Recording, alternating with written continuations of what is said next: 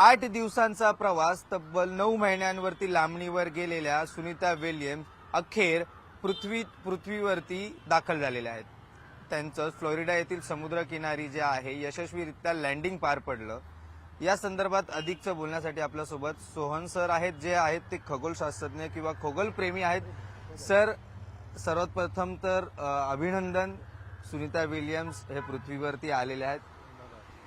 काय वाटतं तुम्हाला? एक आनंद किंवा सुटकेचा श्वास सोडल्यासारखं लोकांना वाटत असेल. कारण असं चित्र निर्माण केलेलं की ते दोघे अडकलेत.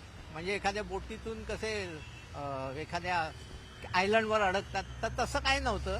त्यांनी जे यान घेऊन गेलेले बोईंगचं एअरलायनर, तर नासा एक नवीन प्रकारचं यान वापरण्यासाठी प्रयत्न करत होती.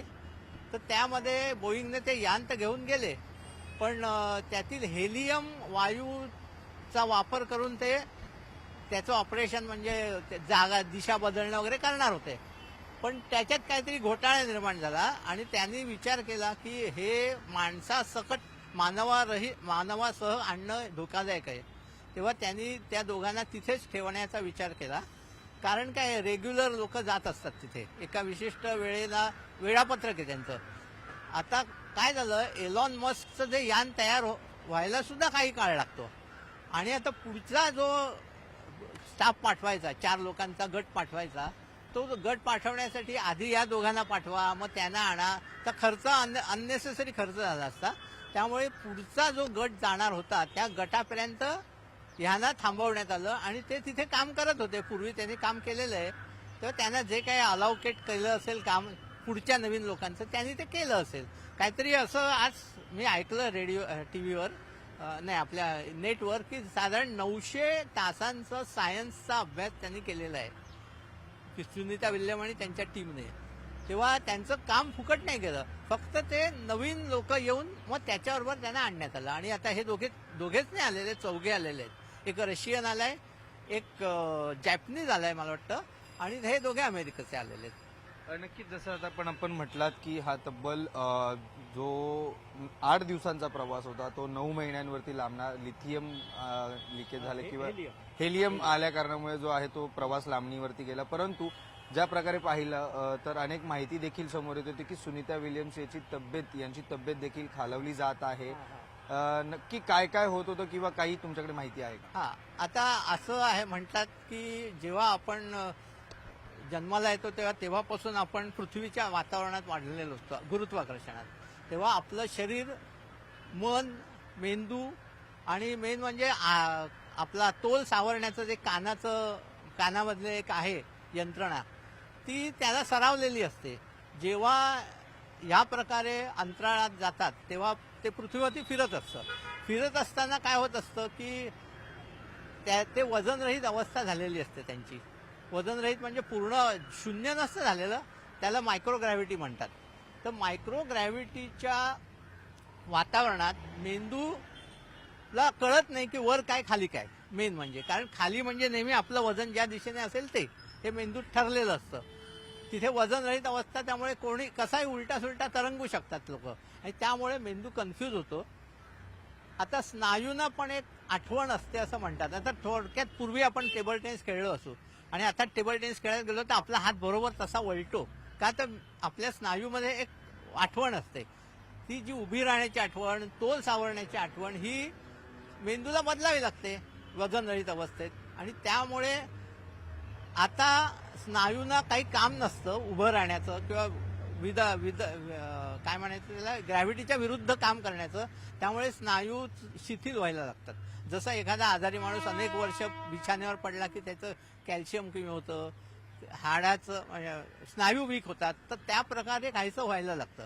त्यासाठी त्यांना दररोज एक विशिष्ट वेळ व्यायाम करावाच लागतो. ते कंपल्सरी थिंग आहे.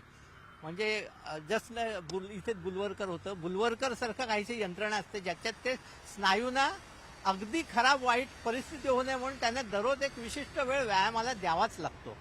तर तसा तो व्यायाम करून सुद्धा ते पुरेसं नसतं, आणि मग त्यांचं हाडाची डेन्सिटी कमी व्हायला लागते. त्याच्यानंतर तोल सावरण्याचं ज्ञान विसरून जातो मेंदू.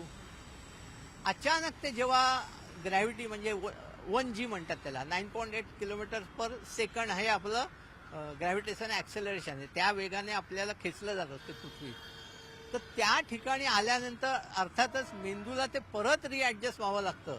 आता त्यांना आता ऍक्च्युली काल त्यांनी हात केला तो असा केला, असा नाही केला, कारण ते वजनामुळे त्यांचा स्नायू हे झाला. आणि मग त्यांना असं अक्षरशः स्ट्रेचर, म्हणजे अगदी आडवे नव्हते, स्ट्रेचरवरून बसवून घेऊन गेले. दोघांनी धरलं त्यांना, असं केलं. परत ते यान उतरल्यानंतर जवळजवळ 1 तास लागला ते यान खेचून त्या बोटीवर आणणं. मग बोटीतून त्यांना एक परत ते यान बाहेरून त्याला मिठाचं पाणी लागलेलं म्हणून त्यांनी फवाऱ्याने ते स्वच्छ केलं. नक्कीच तो ड्रॅगनच्या सहाय्याने ते समुद्रकिनारी उतरले. पुढची प्रक्रिया जी आपण सर्वांनीच पाहिली ती वेगवेगळी. आता जसं तुम्ही म्हटलं की त्याला मिठाचं पाणी लागलं होतं किंवा त्याच्यावरती पाणी फवारलं, नक्की काय प्रक्रिया आणि ह्याच्या पुढे म्हणजे अगदी त्यांना यानातून उतरवल्यानंतर त्वरित म्हणजे त्यांना त्यांच्या हेल्थसाठी म्हणजे त्यांच्या शारीरिक दृष्टिकोनातून जे आहे कशा प्रकारे काळजी घेतली जाऊ शकते, काय नक्की? आता माझ्या वाचनाप्रमाणे काल मी असं ऐकलं की तिथे ऑलरेडी एक स्पेस सर्जन होता, नासाचा जो सर्जन होता तो तिथे होता. त्याने प्रथम त्यांची चेकिंग केलं असेल. त्यानंतर मग त्यांना हेलिकॉप्टरमधून हॉस्पिटलात घेऊन गेले. तिथे ती बोट होती ना, त्याच्यावर एक ते हेलिकॉप्टर उतरण्यासाठीचं पॅड होतं. मग त्यांनी ते घेऊन गेले असतील हॉस्पिटलमध्ये आणि काही साधारण महिना सुद्धा लागत असेल त्यांना परत ॲक्लेमेटाईज, म्हणजे आता आपण कुठे लडाखला वगैरे जाणार असो तेव्हा एक ॲक्लेमेटायझेशन हा प्रकार असतो. शरीराला त्या वातावरणाची सवय व्हायला पाहिजे, तसं यांच्या बाबतीत केलं जातं. मग त्याच्यात व्यायाम असेल, कॅल्शियमची औषधं देणं असेल, त्याच्यानंतर प्रोटीन देणं असेल, कारण स्नायूची लॉस झालेली असते. आणि मग हळूहळू ते उभे राहायला लागतील, चालायला लागतील आणि मग फिट होतील. पण म्हणजे त्याचा अर्थ असा नाही की ते आजारी पडले असं नाही. आजारी वयस्कर माणूस जसा आजारी पडतो तसं नाही आहेत, कारण हे ऑलरेडी फिट होते. त्यांना तिथे व्यायाम करणं आवश्यक होतं. फक्त परिस्थितीमुळे, वजनरहित अवस्थेमुळे शरीर विसरून गेलेलं ते आता परत त्यांना आठवावं लागेल. म्हणजे ते आता हे उपजत असतं, म्हणजे आपल्या लहानपणापासून केल्यामुळे ते येणार ऑटोमॅटिक. आणि असं अनेक वेळेला झालेलं आहे, हे काही पहिल्यांदी नाहीये. फक्त काय होतं, सुनीता विल्यम आपली भारतीय वंशाची होती आणि ते चित्र असं निर्माण केलं की ऑलरेडी अडकले रे, आता काय होणार. तसं नाहीये, त्यांचं एक रेग्युलर प्रोग्राम प्रमाणे त्यांना आणण्यात आलेलं आहे. नक्कीच आपण पाहिलं गेलं तर हे होते खगोलप्रेमी. यांनी देखील सांगण्यात आलंय की त्या अडकल्या नव्हत्या, तर त्या ती एक प्रक्रिया होती, त्या प्रक्रियेनुसार जे आहे त्यांना आणण्यात आलेलं आहे. व्हिडिओ जर्नलिस्ट प्रवीण शेट्टीसह श्रीकृष्ण आवटी, न्यूज 18 लोकमत, मुंबई.